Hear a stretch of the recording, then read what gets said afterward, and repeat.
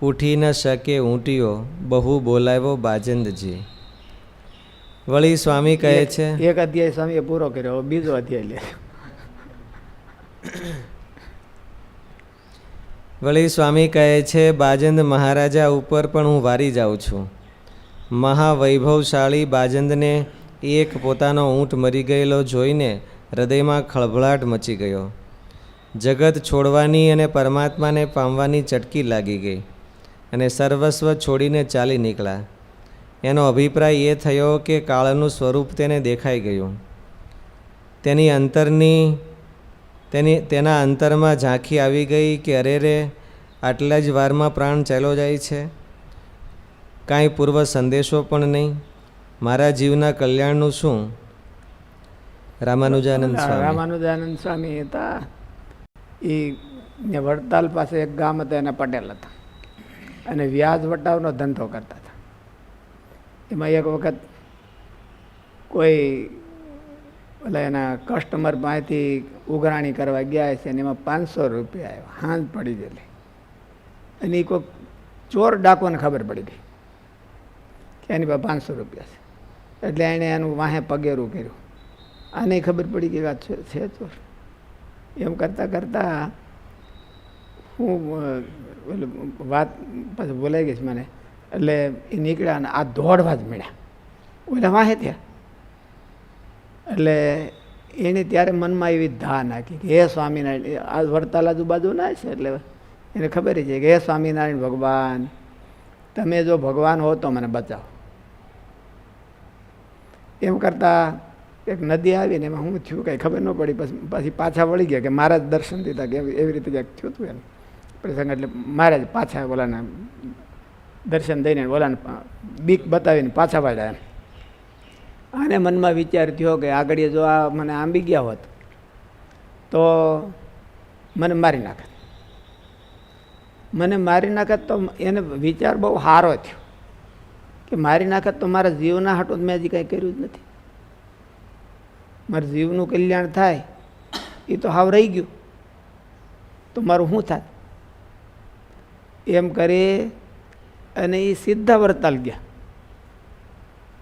એને 500 રૂપિયા હતા એ ઉઘરાણીના, એ મહારાજ પાસે મૂક્યા અને મહારાજને પ્રાર્થના કરી, મહારાજ મને સાધુ કરો, આજ તમે બચાવ્યો. મહારાજે બતાવ્યો, મહારાજને પ્રાર્થના કરી તમે ભગવાન હો તો મને બચાવો. એટલે મહારાજ બચાવ્યા કે મને સાધુ કરો. પછી મહારાજે એને સાધુ કર્યા અને રામાનુજાનંદ સ્વામી નામ પડ્યું. અને એ ગુણાતીતાનંદ સ્વામી ભેળા રહેતા, ત્યાં જુનાગઢ હતા. અને બહુ ભજનીક હતા. કોઈક હરિભગત આવે ને તો એનો હાથ લઈ અને પોતાની છાતી મૂકે કે જો મારી છાતીમાં કેવું ટાઢું છે, તું ભગવાન ભાઈ તો તને ટાઢું થાય કે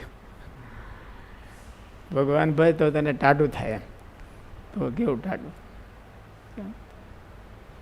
બાજંદને આવો વિચાર આવવો એ ઘણો કઠણ છે. બધા માણસો તો જોતા છે, બધા મરણ પથારીએ બધા જોતા હોય, બહુ કરુણ મરણ જોતા હોય તો કોઈને વૈરાગ થાય નહીં. બુદ્ધ ભગવાનને વૈરાગ થઈ ગયો કે ઓલા બધા જોયો, ઘરડો માણસ જોયો ને, રોગી જોયો ને, વૃદ્ધ જોયો ને, મરી ગયેલો જોયો ને, એવો જોયો તેનાથી વૈરાગ થઈ ગયો. તો એ બહુ રેર છે. જગતમાં બધાય આવું જોવે છે તો એ બધાને નથી થતું. એટલે નિષ્કુળાનંદ સ્વામી આના નામ લીધા છે, બધા લખ્યા એમ કે એને બધાને ધન્યવાદ કહેવાય. આવો ઉપદેશ લઈ શકે છે, પોતાના જીવનું કલ્યાણ થાય એવો ઉપદેશ લઈ શકે છે, નહીં તો લેતા નથી. ટીપાય ને મરાય તો ઉપદેશ ન લે, સારો ઉપદેશ નથી લેતો. જીવ સારો ઉપદેશ ન લે. પોતાના સ્વભાવમાં એ ગમે એટલો પીડાય ને હેરાન થાય તો એને વૈરાગ થાય? વૈરાગ ન થાય. જગતમાંથી આસક્તિ ઓછી ન થાય. ધન્યવાદ આને એ છે કે આને ચટકી લાગી અને આસક્તિ ઓછી કરી નાખી.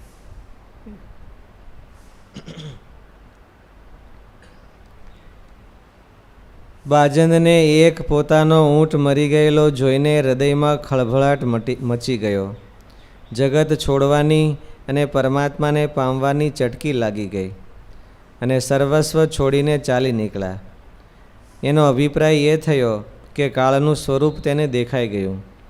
તેની અંતરમાં ઝાંખી આવી ગઈ કે અરે રે, આટલી જ વારમાં પ્રાણ ચાલ્યો જાય છે, કાંઈ પૂર્વ સંદેશો પણ નહીં, મારા જીવના કલ્યાણનું શું? વચનામૃતમાં શ્રીજી મહારાજે કહ્યું છે કે કાળનું સ્વરૂપ જાણે તો હૃદયમાં વૈરાગ્ય થાય છે. જગત છૂટે છે. બાજંદ રાજાને ધન્યવાદ તો તે વાતનો છે, ઊંટને મરેલો તો બધાએ દેખો હશે, પણ વૈરાગ્ય તો એક બાજંદને જ થયો. સદગુરુ 300નું લશ્કર આવેલું હતું, 300 માણસોનું લશ્કર આવેલું હતું. તે કે બાજંદે એક જ ઊંટને જોયો નહોતો. પેલા બધા તૈયારી કરવા માંડ્યા હતા, કાન ફગાવો આમ ટાટિયા ઝાલીને એક મૂકી દો. બાજંદને હવળો વિચાર થયો. હવળો વિચાર થાય અને ધન્યવાદ. એમ ચોટ નિશાન ઉપરથી ન ચૂકે, પછી પરલોકે પ્રતિદાણી રહે. બીજા આમ કરે છે તો હું શું કરણ કરું? આપણે બહુ થાય તો શું કહી? એટલે સભામાં કેમ આવતા નથી, પંક્તિમાં કેમ આવતા નથી? તો હું એકલો ક્યાં નથી આવતો, બીજા હોતે છે. હવે એને કલ્યાણની કાંઈ છે, એને પોતાના જીવના કલ્યાણની કાંઈ છે. આ તો આપણે બધાને ભાઈ સદગુણ સ્વામી છે, બધાને તબડાવીને કીર્તન કરાવે છે. તો તબડાવીને તોય કરે નહીં. બોલે આ માર્ગમાં નીકળ્યા છે તો એને એવું ભૂલાઈ જાય છે. વાળું આપણને કોકને કરાવવું પડે, આપણને આપણી પાસે આપણે કાંઈ ગરજ જ નહીં, આપણે કંઈ મુમુક્ષુતા જ નહીં. નીકળ્યા જ તોય એને થાય નહીં. એવો વિચાર બાજનને થાય. આ બાજનના ગુરુઓને ન થાય કોઈ. મુમુક્ષુતા મરી જાય, હાવ હોઈ જાય. અને સાધુ ત્યાં પછી પણ મુમુક્ષુતા છેલ્લા શ્વાસ સુધી જીવતી રહેવી જોઈએ. તો એને સારો વિચાર આવે, મારા જીવનું કલ્યાણ આ વખતે કરી નાખવું છે, એવી એને બર્નિંગ ડિઝાયર જાગવી જોઈએ. તો થાય, તો સારો વિચાર આવે. શું કહો? જગાડે તો જાગે. જગાડવાની દાનત જ નથી. એટલે સામગ્રી તો બધી ભગવાને બર્નિંગ ડિઝાયર કરવાની સામગ્રી બધી આપી દીધી છે. આનો ઉપયોગ કરે તો જાગે. કઈ સામગ્રી ભગવાન નથી આપી? વૈરાગ થવાની સામગ્રી, ભગવાનમાં જોડાવાની સામગ્રી, એ બધી તો ભગવાને આપી દીધી છે. આનો ઉપયોગ કરે તો થાય. એનો દુરુપયોગ કરે, એનો પોતાના જીવના કલ્યાણ માટે ઉપયોગ ન કરે. નિષ્કુળાન સ્વામીને કહેવાની એ જ છે.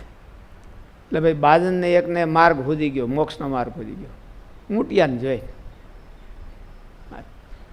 આને ધમધમાવે તો ખુદે નહીં.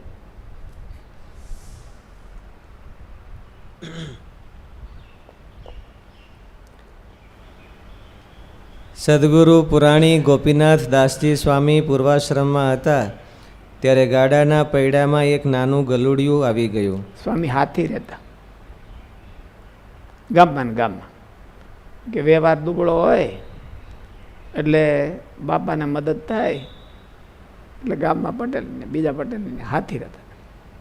એને ગાડું હાંકતા છે, એમાં ગલુડિયું આવી ગયું અને મરી ગયું. સ્વામીને બહુ એનો આઘાત લાગી ગયો. પછી તો પ્રાયશ્ચિત કર્યું, બધું કર્યું, પણ મન સંસારમાંથી ઉઠી ગયું.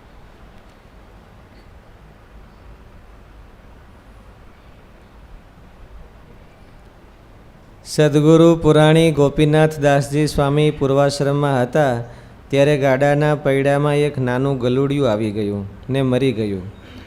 પણ તેની મરણ ચીસે સ્વામીનું હૃદય હલી ગયું. તે નિમિત્તે પ્રાયશ્ચિત તો કરી દીધું, પણ સંસારથી મન ઉઠી ગયું ને સાધુ થઈ ગયા. આપણે પણ મરતા તો ઘણાને જોતા હઈશું, પણ કોઈને વૈરાગ્ય થતો નથી, કોઈને ચટકી લાગતી નથી. એક વખત અમે ગાડીમાં જતા હતા, ગુજરાત હતો ને, ગાડીમાં જતા હતા, એક મારુતિવાળો, આપણે પહેલાં ટ્રેકમાં હતા, એક મારુતિવાળો આવ્યો અને પૂરપાટ જતો હતો. તો પેલા ડિવાઈડર હોય ને ત્યાં ઝાડવા લાખેલા હોય, એમાંથી એક કૂતરું નીકળ્યું અને ઓલો આમ સાઈડ કાપતો હતો અને તે પૂરપાટ જતો હતો. કૂતરું એમાં ભટકાણું બામ બામ કરતો ન્યાયને ગોટો વળી ગયો. આપણે જોયું પણ પછી કંઈ મને તો વૈરાગ થયો નહીં કંઈ. અને વૈરાગ થાય તો હવે ક્યાં જાવ?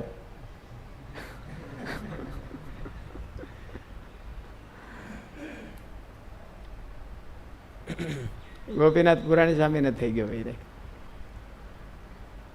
બાજંદ રાજાને થઈ ગયો.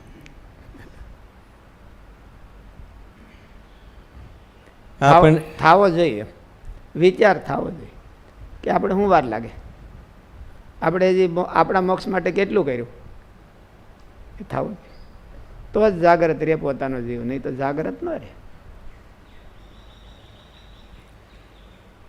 આપણે પણ મરતા તો ઘણાને જોતા હઈશું, પણ કોઈને વૈરાગ્ય થતો નથી, કોઈને ચટકી લાગતી નથી.